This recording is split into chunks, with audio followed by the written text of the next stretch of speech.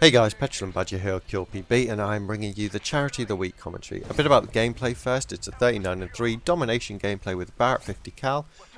Pretty nice gameplay, and it's on Sanctuary, so one of the new maps. A little bit new for your eyes if you haven't seen it before. So anyway, that's not important. What is important is the Charity of the Week, and the Charity of the Week this week is cancer research. Now, we've chosen this charity mainly because of you guys out there. Every kind of day or so, in fact every day now really, we get messages from people who've been affected by cancer, and they kind of want to join the team in order to, help raise money for it and things like that. And it's so hard having to turn these people down. Unfortunately, I just can't run a team which runs into the hundreds of people being involved, hundreds of players. But what I can do is I can take what you guys say and sort of pick a charity that most meets our subscribers' needs. And hopefully I've done that today, because even if you'd have joined the team and wanted to do a very specific charity about a specific cancer, it doesn't matter, because this charity here allows you to donate to specific cancers and the research to that specific cancer. So hopefully it's a good choice, and hopefully you guys are happy with my choice to try and help support you specifically. Anyway, I'll give you a little bit of detail about cancer. Every 2 minutes someone is diagnosed with cancer.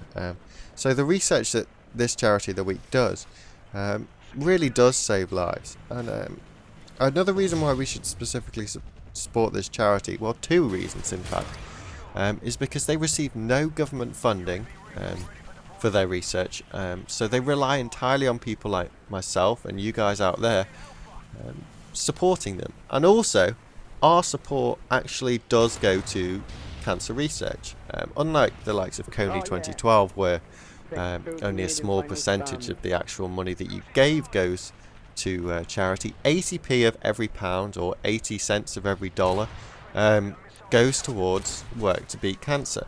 Now that's a fantastically high percentage, because I mean they have to host websites and things like that, have staff, things like that, so it's really is good. So it's a well-run charity. So let's go into a bit more specifics about this charity. It is the world's largest independent cancer research charity, and it's done through the likes of universities and hospitals. So if you guys ever, decide to become a doctor, you may well end up helping out this charity in a much closer way than through this channel, and through, supporting us with just views, really, because there's a partnership on the way, and your likes, favourites, and, comments, and just views in general will help individual charities, because every cent we will be raising will be going directly to these charities. Now, this charity actually has 4,000 researchers, which is a huge amount, and they all help run clinical trials. And a bit of information about these sort of researchers. I did a clinical trial not so long ago myself, and it was regarding, I'm not really sure, but it was the best way to detect steroids in the body.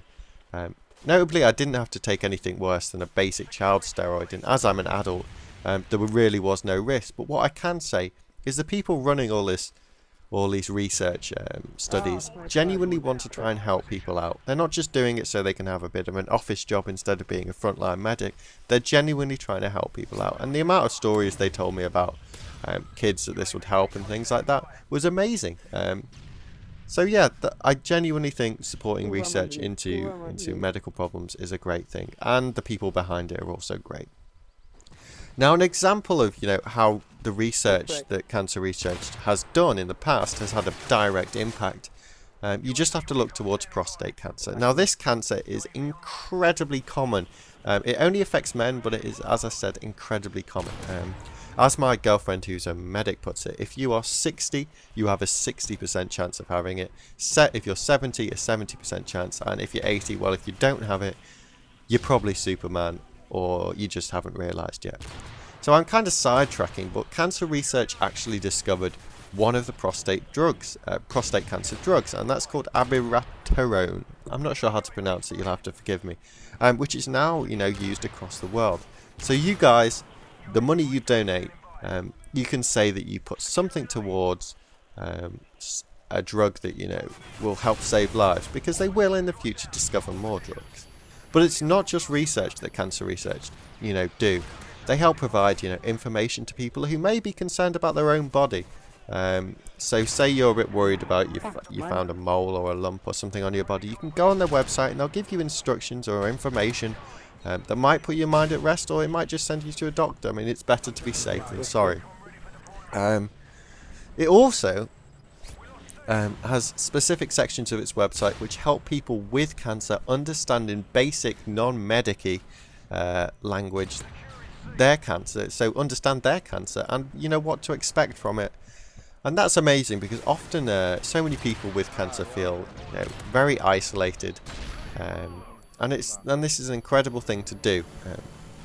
I just genuinely think it's a lot of people with cancer end up not really understanding what they have. They only seem to get piecemeal information. So this sort of website, which helps them understand in basic terms what their body's going to go through, what they're going to feel, is amazing. Right. Other than this, the charity also helps support people who are often, you know, left without much in the way of help, and this is the family members of cancer members. Now, the messages that we get from you guys kind of meant that this specifically was important for me to, this sort of thing in a charity was important for me to find. They put a load of information on there on how to, you know, support yourself almost in supporting other people with cancer.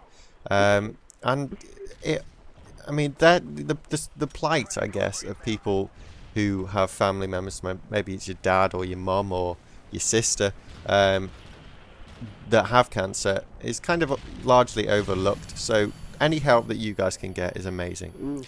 Now, they also have a great ability, this charity, to lobby and, you know, bring about change. They've actually brought about an indoor smoking ban in the UK in public places. And regardless of whether you smoke, it's a good thing to, you know, for, say, children who are in the same places. It's not a good thing for children who are in the same place as you to be exposed to your smoke. I mean, passive smoking by babies, for instance, can have an incredibly bad effect on their hearing. So yeah, that's why I think this charity is brilliant. I really hope you support it. Details are all in the description. And as always, guys, leave it a like if you like, and a favourite if it's your favourite. I will speak to you all soon, and bye-bye.